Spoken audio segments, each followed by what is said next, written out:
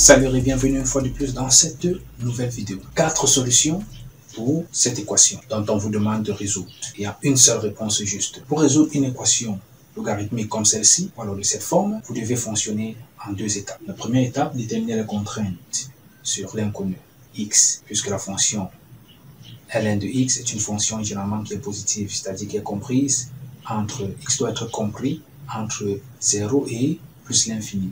Après avoir déterminé donc les contraintes sur l'inconnu, maintenant vous allez passer à la résolution à la deuxième étape. C'est ce que nous allons faire dans cette vidéo.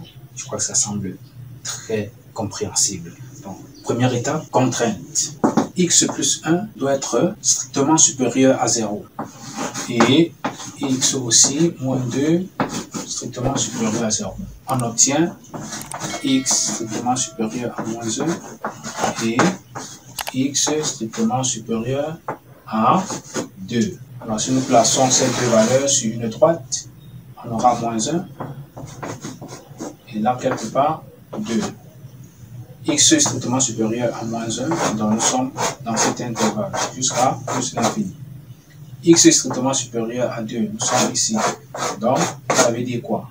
Voici le domaine d'appartenance de l'inconnu x. Donc la contrainte revient donc à x appartenant à l'intervalle de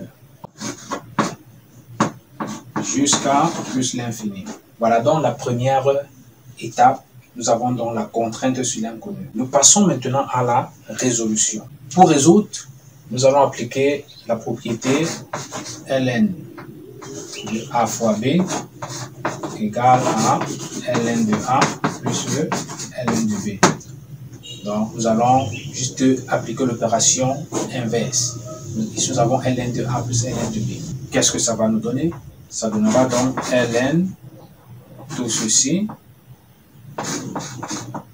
x plus 1 facteur de x moins 2 égale donc à ln de 18. À ce niveau, nous avons donc ln et ln de tout ceci. Si on applique donc l'exponentielle, on met ça ici, e, là, et également là, cela nous permet d'utiliser la propriété exponentielle ln de a égale à 1. Voilà.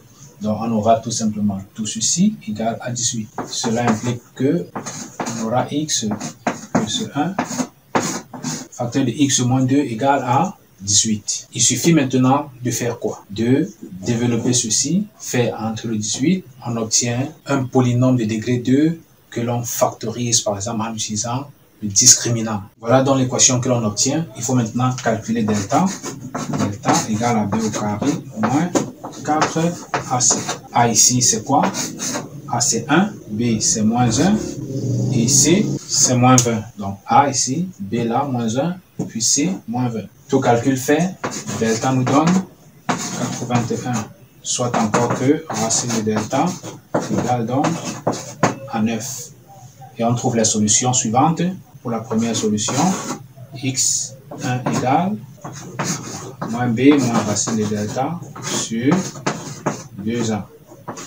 Ce qui nous donne quoi? Moins b, c'est-à-dire 1 moins 9 sur 2. Ce qui donne moins 8 sur 2, ce qui vaut moins 4. Et la deuxième solution, x2, ça fait ici 1 plus 9. Ça fait donc 10 sur 2, ce qui donne 5. Alors, une fois que nous avons dans nos deux solutions, la solution 1 et la solution 2, on revient regarder la contrainte de départ. X doit appartenir à l'intervalle 2 plus l'infini. Alors, parmi ces deux valeurs, quelle est celle qui appartient à cet intervalle-là? C'est 5. Donc, cette solution n'est pas bonne.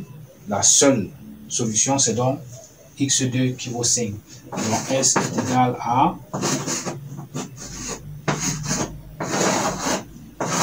5. Et lorsque vous regardez la liste des réponses, vous voyez que nous avons ici la bonne réponse. Et voilà, c'est tout pour cette vidéo. Si vous avez aimé, n'hésitez pas à vous abonner et à activer la cloche de notification. Laissez-moi un commentaire et un pouce bleu.